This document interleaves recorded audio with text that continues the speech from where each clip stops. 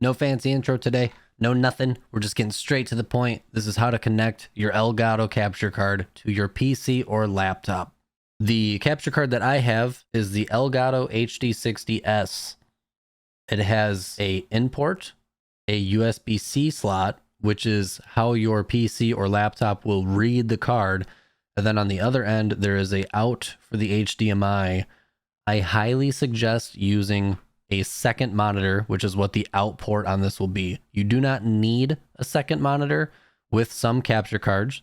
The HD60S will allow you to see your game pretty much at live speed. So you can, and I have for some time, used just one monitor, but I highly recommend upgrading to a second monitor so that you can see your game with no latency whatsoever, versus maybe having half a second to a full second or even more latency with using just one monitor. It is possible, like I said, to use just one, but as stated numerous times, I highly recommend using two. Make sure your console is completely hooked up appropriately. Then take your HDMI cable that's from your console and plug it into the in port on your HD60S or just HD60, whatever it is. If you have the external or the internal one, it'll go into the in port. With the external capture card specifically, make sure your USB-C cable is plugged in, and if it is a 3.0 USB, make sure that it's plugged into a USB 3.0 slot on your PC or laptop. Typically, they are blue. Now, it's been a while since I've used the external capture card. I have the internal 4K Elgato capture card inside my PC, but this is the external Elgato HD60S. So let's take a second to hook that up, and we'll go from there.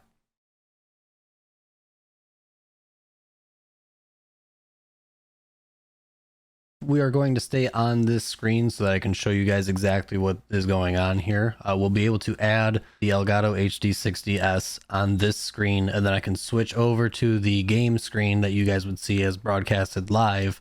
So obviously this is OBS. You want to come down here to this plus button, add. You want to add not a game capture, a video capture device, not game capture, video capture device. I already have Elgato HD60S in use on other scenes, so we'll just do with like Elgato HD60S2. Make source visible, of course. Add. So now what that does is that brings up this properties section here. Now when this opens up, you want to click this.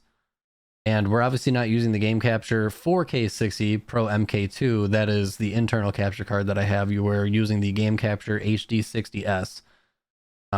If that doesn't work, you can always pick Game Capture or Elgato Game Capture HD, but I suggest just picking Game Capture HD60S, and boom, should pop up just like that. So from here, what I would do is you can either right click or drag the thing that you just named. So if you right click it, you can go to order and then move to bottom or wherever you need to put it. And then it should be behind the other various things that you have going on. If you guys want to change your resolution to like 720p or whatever, you can go to custom and change all of that stuff. It pulls up all this different windows. You change your resolution type with the drop down menu, or you can pick, or you can type it in yourself. Defaults are normally good. If you guys want to change your color space and range, that's up to you. Sometimes it'll make things look more washed out. Sometimes it'll make things too dark. So that's a good idea to keep your eyes on this once in a while. Buffering, I always go with enable. I feel like it makes the best stream quality possible. It will make using one monitor a little bit more noticeable with the lag and latency between your gameplay and what's actually being seen. So again, two monitors, highly recommended. If you guys want to pick disable or auto detect, that is up to you. If you hover over the buffering options, it'll show you all the things available. Some tips and tricks for being able to see your capture card if, let's say, you pick it and this is black. What you can do is unplug your Elgato capture card's USB-C port from the capture card that's external, or you can simply click this drop-down menu right here. Pick anything else. Let's say it's you pick your webcam, and then just hit cancel. And when you do that, what happens is that it refreshes this. This should pop back up this should refresh. If it's still black, try completely removing it using the minus button and then start over from scratch again. And also double check, triple check, make sure that everything is plugged in appropriately into your capture card and then into your PC or laptop.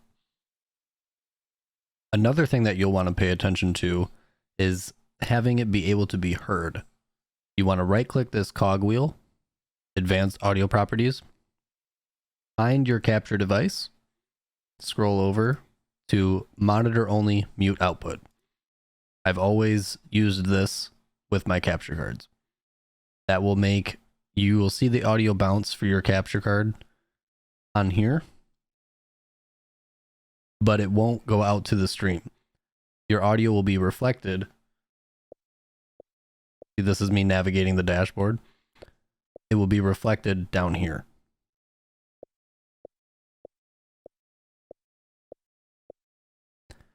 You'll always want to keep your audio levels for your capture card somewhere in the yellow. Really think of any more tips or tricks offhand, but if you guys can think of any in chat, be sure to drop questions down below in this YouTube upload, and I will be sure to answer them. And if you guys have anything else that you would really like for me to dive into more, please let me know. This is the first tutorial video I've ever made. It's relatively straightforward. I hope it makes sense. Basically, make sure everything's plugged in correctly, plug it into your PC correctly, press the plus button, activate the card, and it should go. And remember, you can always refresh it by picking different things and hitting cancel. That'll bring back up your last thing that you were running. Or you can unplug the thing and plug it back in. Have you tried unplugging it and plugging it back in? That's the IT world, right? I hope that works. Let me know. Have a great day, everybody. Peace out. Have a good one.